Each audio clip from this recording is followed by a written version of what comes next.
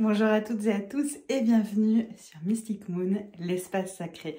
Aujourd'hui, je vous retrouve pour vous parler de magie des pochons et vous montrer un petit peu comment moi je procède. C'est pour ça qu'on va se retrouver dans mon espace de création magique avec une partie de mes hôtels. Ici, c'est un pochon qui est réalisé avec différents types de plantes et des pierres. Et puis, je vais vous montrer un petit peu tous mes choix, comment je fonctionne, les différentes étapes de création d'un pochon. Avant de commencer, pour bien comprendre, ici, on va aller un petit peu parler du principe du pochon, du système, des différentes étapes, un petit peu de mes choix que je fais quand je crée un pochon. Pour autant, je ne vais pas rentrer ici dans le processus magique en lui-même, c'est-à-dire comment je fais l'activation des plantes, comment je fais l'activation et la consacration du pochon, tout simplement parce que c'est un travail qui se fait avec des protocoles et des processus je dirais pas complexe, mais en tout cas, il y a un certain nombre d'étapes et ça demande du coup une bonne connaissance de soi et des énergies avec lesquelles on travaille. Ça demande une certaine expérience et pratique. Et ça, c'est pas quelque chose que je transmets comme ça sur YouTube parce que je pense que ça nécessite vraiment un cadre d'apprentissage, de pratique et d'expérience qui peut pas vraiment se faire sur YouTube. C'est pour ça que je propose notamment des retraites, des ateliers, des programmes pour aller un petit peu plus loin sur ces sujets ensemble. Donc si vous n'avez pas du tout de pratique magique aujourd'hui, ça peut vous permettre de voir un petit peu un aspect de la pratique. Si vous avez déjà une pratique, ça va peut-être vous donner de l'inspiration et des idées de fonctionnement avec les pochons.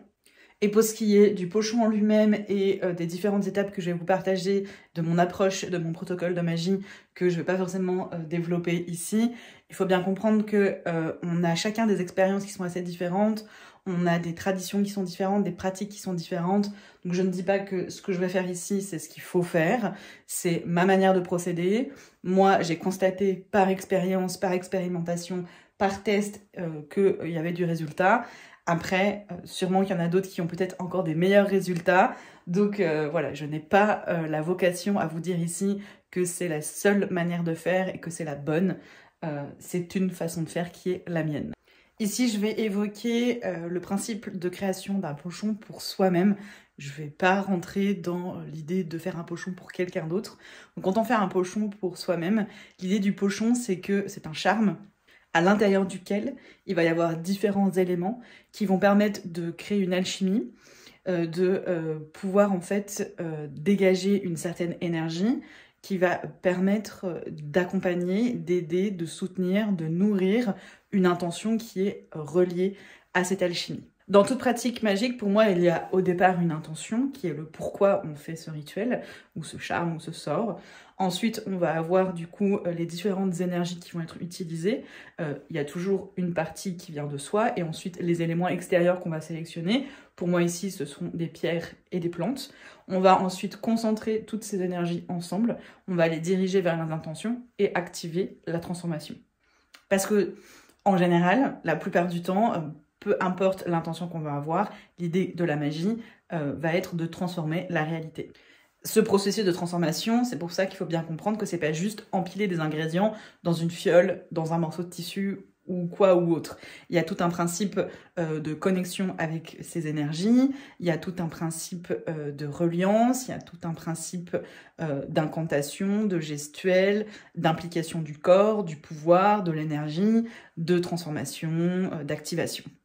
Pourquoi le pochon plus qu'une fiole ou un talisman ou autre? C'est que ce que j'apprécie dans le pochon, c'est qu'il a cet aspect déjà cocon, fermé, qu'on va pas avoir par exemple dans une fiole qui est transparente ou qu'on va pas avoir dans un talisman qu'on va porter qui va être potentiellement visible. Donc il y a quelque chose de l'ordre du cachet, ce qui est assez intéressant pour certains types d'intentions. Par exemple, ça pourrait être comme la protection. Je le vois aussi comme quelque chose de plus réconfortant, de plus de l'ordre du soutien, notamment parce que c'est du tissu, parce que ça va être rond. Donc il y a cet aspect douceur, il y a cet aspect ventre, il y a cet aspect gestation aussi, qui me rappelle aussi un petit peu l'idée du chaudron avec le pochon. Donc quand j'ai besoin, par exemple, de faire diffuser une énergie et que ce soit exprimé clairement au monde je vais pas forcément aller vers un pochon, mais vers quelque chose de plus visible, là où le pochon va me permettre d'aller explorer quelque chose de plus intérieur, de plus renfermé, de plus protégé. Il a aussi un aspect pratique. Déjà au niveau de la création, vous allez voir, c'est assez simple pour le créer matériellement. Et puis au niveau aussi du transport, parce que c'est du tissu, donc tu peux pas vraiment le casser, tu peux facilement le glisser un petit peu partout, dans une poche, dans un sac. Dans n'importe quelle pratique magique, de toute façon, l'idée c'est de recréer un microcosme qui va en fait représenter ce que tu vas aller chercher, puisque du coup c'était toujours un travail avec l'invisible, c'est ça aussi qu'il faut réussir à projeter. Je vous donne pas mal d'indications finalement sur la pratique magique, mais en gros c'est que c'est pas tant les plantes que je vais utiliser ou les pierres que je vais utiliser, même si c'est un rôle très important, mais c'est pas tant au niveau matériel, mais c'est plutôt au niveau subtil et invisible. Donc c'est la connexion avec l'esprit de ces plantes, le travail avec ces plantes, ou avec leur énergie, si vous êtes plutôt dans une pratique magique et vous n'avez pas forcément de croyances reliées, des croyances de type animiste reliées aux esprits des plantes. En tout cas, il y a un travail en fait qui se fait dans l'invisible, que ce soit avec l'esprit et ou les énergies.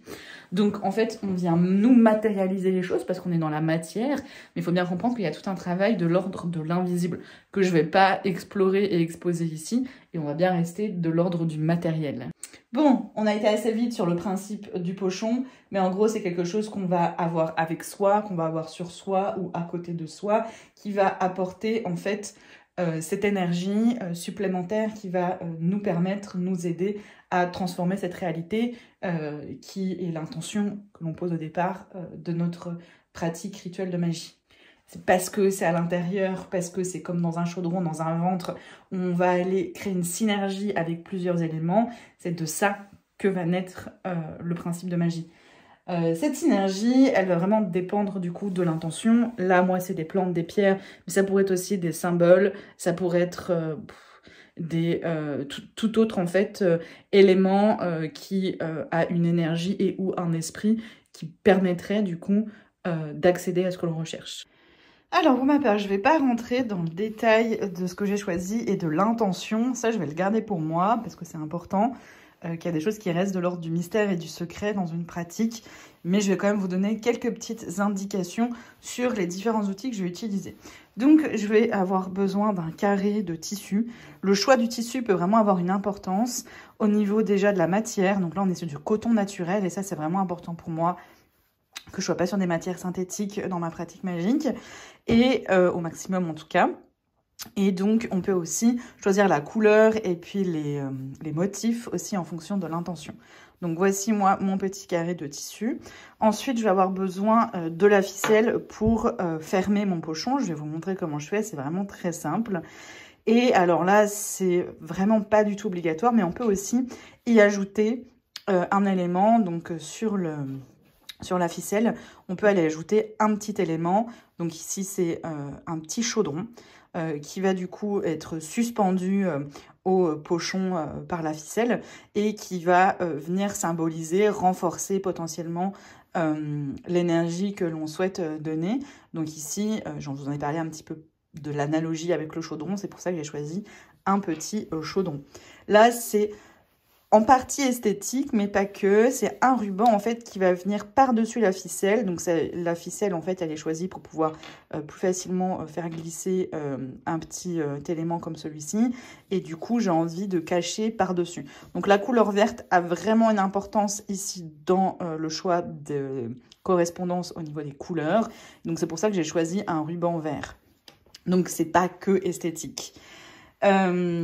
Pour ces éléments, je vais les purifier avant toute chose. Donc, pour la consacration, donc là, on va faire la création.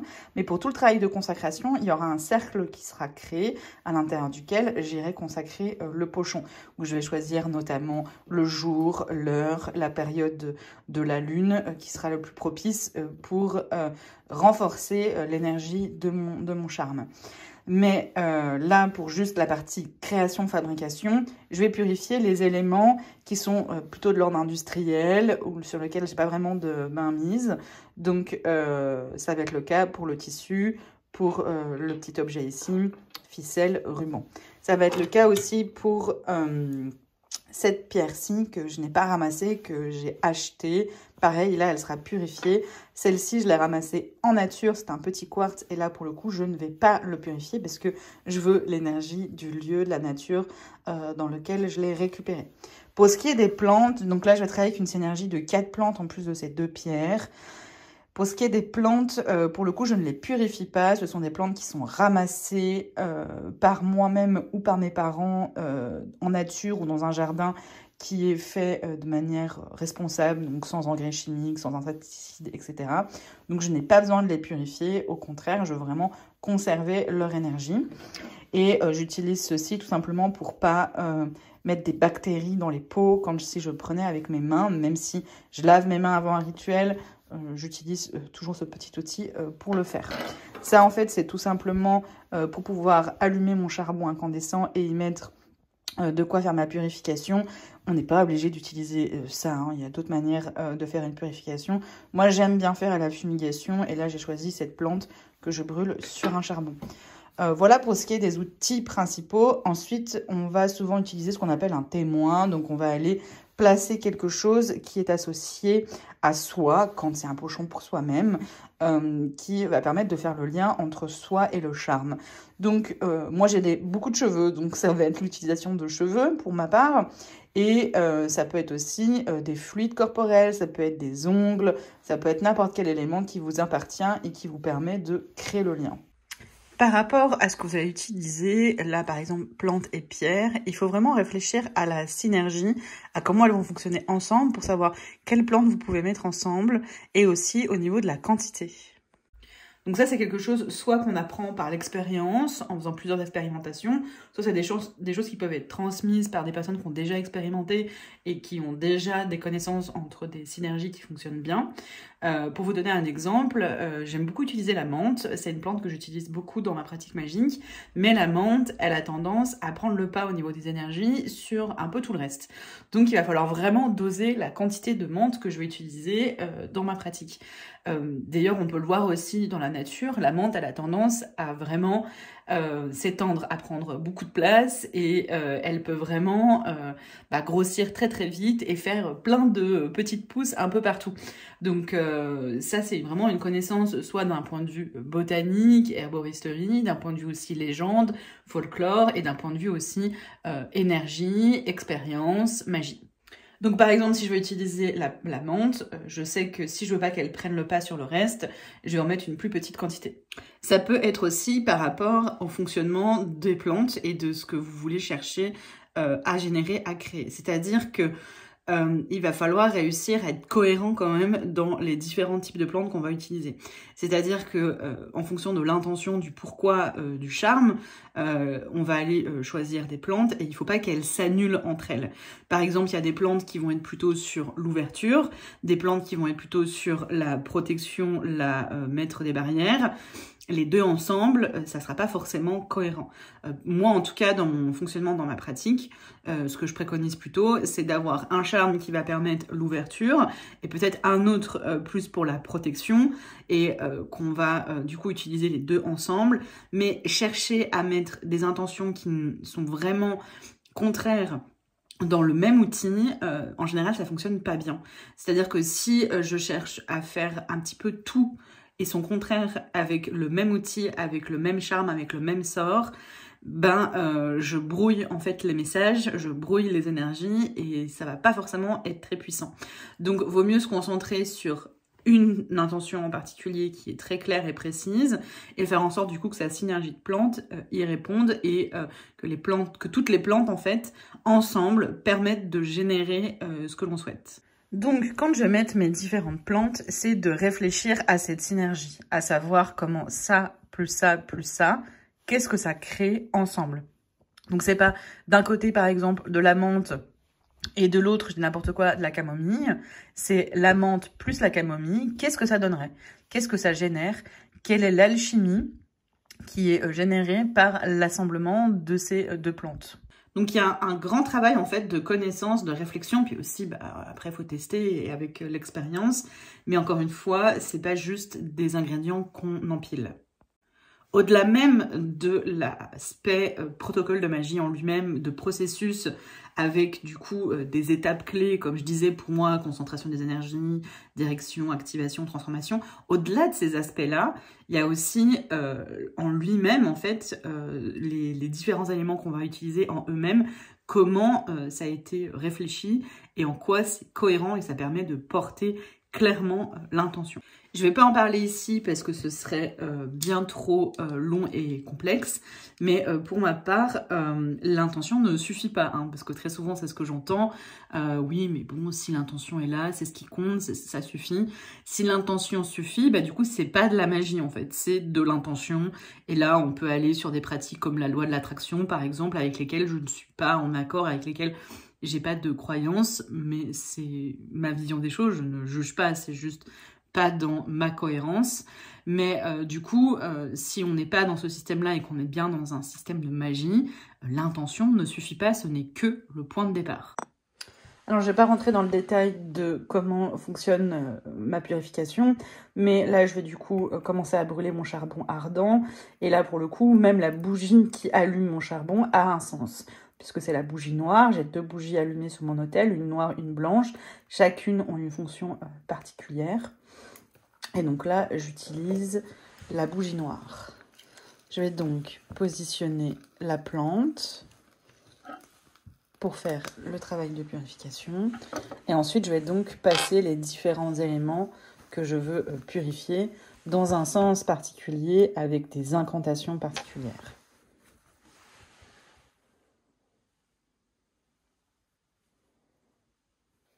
Donc ça, je vais le faire pour chacun des éléments. Je vais donc vous passer parce que ça va être un petit peu long sinon.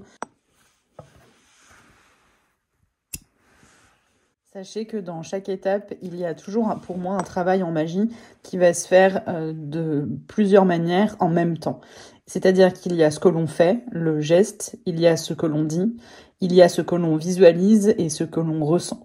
Et donc c'est aussi un travail de coordination que l'on apprend avec le temps. Une fois que tout est purifié, je vais donc pouvoir commencer. Donc là, encore une fois, je vous montre avant tout l'aspect fabrication matérielle. Et du coup, l'ordre dans lequel vous allez mettre les éléments peut aussi avoir de l'importance. Moi, je commence toujours par les pierres, parce que c'est vraiment, pour moi, les pierres que j'utilise dans mes pochons, ce sont les fondations. C'est vraiment le point de départ. Et c'est ce qui va aussi amplifier l'énergie des plantes que je vais mettre par-dessus. Donc comme c'est un amplificateur et une base, pour moi ça va toujours être là en premier. Et ensuite, les plantes aussi, l'ordre dans lequel vous allez les mettre peuvent aussi avoir une grande importance.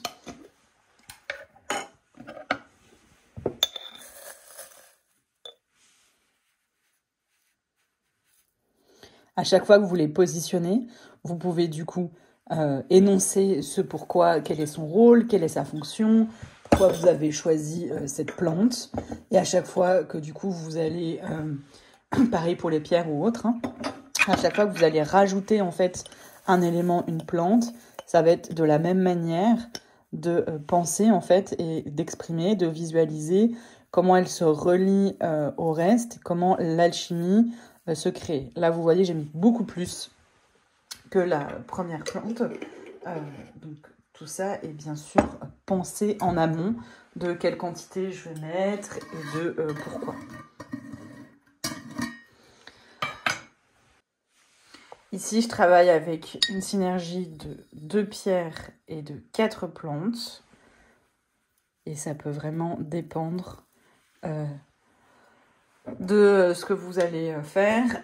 C'est déjà beaucoup, hein. Moi, quand on débute, je conseille de rester sur 3 éléments différents maximum pour que ce soit plus facile, en fait, à créer et penser la synergie et être sûr que il n'y a pas d'éléments qui vont contredire, si je peux dire, l'intention de départ. Donc, on va mettre au centre tout simplement ce que l'on a choisi, ce que l'on a identifié qui doit aller dans son pochon. À chaque fois, comme je disais, de prévoir peut-être des étapes de reliance, de connexion, d'exprimer, de visualiser, de créer la synergie. Même si moi, le travail magique commence dès la fabrication, c'est vrai que mon rituel de consacration va vraiment finaliser et activer, transformer. Mais déjà, dès lors de la fabrication, le processus de magie, il a commencé. Et j'ai envie de dire, il commence même avant, quand on commence à faire le choix notamment des plantes, quand on commence à explorer quel ingrédient on va choisir et comment ils vont fonctionner ensemble, il y a déjà le processus qui est en cours, quand on définit l'intention, etc., etc. Je me suis un petit peu lâchée là sur la quantité. Je conseille d'en mettre un petit peu moins pour que ce soit plus facile ensuite à créer. Et vous allez voir, à partir de là, je vais faire le pochon et c'est extrêmement simple. Donc j'ai ici mon pochon avec ce qu'il y a besoin à l'intérieur. Et en fait, tout simplement, je vais rejoindre les coins du pochon. Je vais aller les mettre ensemble. Tout simplement. Ok? Et du coup, j'arrive avec quelque chose comme ça. C'est aussi simple que ça. Une fois que ça c'est fait, eh bien, je vais tout simplement faire en sorte, en fait, que tout ce qui est à l'intérieur soit vraiment dans la partie qui va être, du coup, fermée. Et voilà à quoi ça ressemble. Tout simplement. Donc, c'est juste rejoindre les différents éléments, les différents coins, pardon, et faire une petite boule qui contient tout. Et donc, maintenant, il va falloir le sceller. Et c'est là où la ficelle intervient. Donc, vous vous rappelez, pour ma part, au niveau de la ficelle, je vais mettre un symbole. Là aussi, on peut expliquer à quoi il sert, quelle est sa fonction, visualiser, etc. etc. Je ne vais pas rappeler à chaque fois, hein, mais c'est vraiment pour chaque étape. Et l'étape de fermeture a vraiment aussi un rôle, puisqu'il va avoir ce rôle, en fait, tout simplement, de sceller le sort. Donc, tout simplement, moi ce que je fais, c'est que je passe la ficelle autour, bien faire en sorte que tous les petits morceaux qui sont ouverts là, les extrémités soient bien au-dessus de la ficelle. Et ce que je vais faire, c'est que je vais faire un premier tour comme ça, et un deuxième tour comme ça. Donc il faut prévoir un morceau suffisamment grand. Hop. Je fais bien en sorte que tout soit bien serré. Voilà. Et donc là, on va faire les nœuds. Ce que j'aime bien faire, c'est faire les nœuds, faire un nombre de nœuds aussi précis. Donc là, j'ai 4 plantes et 2 pierres, donc je vais faire en sorte de faire 6 nœuds. Après, vous pouvez aussi choisir un nombre de nœuds si vous mettez une énergie particulière dans les nombres, dans les chiffres. Je n'ai pas montré, mais bien sûr, on pense à bien mettre le témoin dans le pochon, à savoir, comme je disais, un cheveu ou autre. Bon, j'ai coupé à des moments pour que ça soit un peu plus court, mais j'ai fait du coup l'ensemble de mes nœuds. On peut voir ici, du coup, ça fait un assez gros truc. Et c'est pour ça que ça peut être intéressant, pour l'aspect esthétique notamment, de repasser un ruban ou autre par-dessus. Donc, je vais couper le surplus et je vais maintenant prendre mon ruban. Et cette fois-ci, très simplement, mon ruban, je vais le passer de sorte à ce que mon petit objet il soit toujours visible. Et je vais donc recouvrir la ficelle. Et je vais refaire un nœud et cette fois-ci, je vais faire une boucle très simple. Donc là, ça vient permettre de recouvrir pour l'aspect esthétique, mais aussi ça vient rajouter une correspondance qui est la couleur du ruban, comme je disais, qui a été choisie dans un but bien précis.